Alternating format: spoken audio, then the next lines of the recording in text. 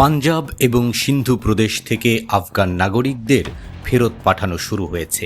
রবিবার ১৬৩৬ জন আফগান নাগরিক পাঞ্জাব এবং সিন্ধু থেকে আফগানিস্তানে পাঠানো হয়েছে। সবচেয়ে বড় স্থানান্তর প্রক্রিয়া হয় পাঞ্জাবে, যেখানে ৫,১১১ জন আফগান নাগরিককে প্রদেশের বিভিন্ন ট্রানজিট ক্যাম্পে পাঠানো হয়। এর মধ্যে ২৩০১ জন শিশু এবং ১১২০ জন নারী ছিল। পাঞ্জাব পুলিশের একজন কর্মকর্তা জানিয়েছেন, নিরাপত্তা সংস্থাগুলো ১ লাখ আফগান নাগরিককে চিহ্নিত করেছে, যারা অবৈধভাবে ১৫০টিরও বেশি আফগান কলোনিতে বসবাস করছে।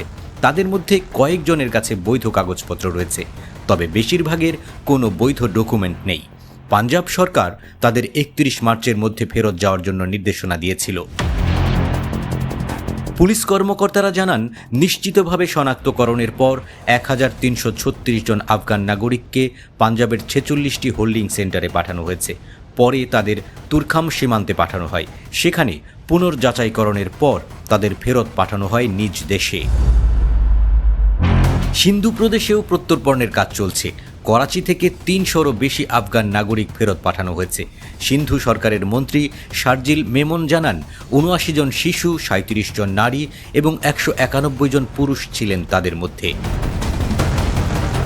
আফগান নাগরিকরা অভিযোগ করেছেন, হঠাৎ করে এই ফেরত পাঠানোর সিদ্ধান্ত তাদের জন্য বিপদ হয়ে দাঁড়িয়েছে।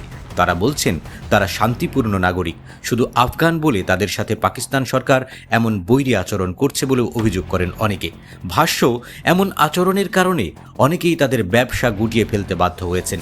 ফলে গুনতে হচ্ছে এতে বড় অঙ্কের আর্থিক লোকসান।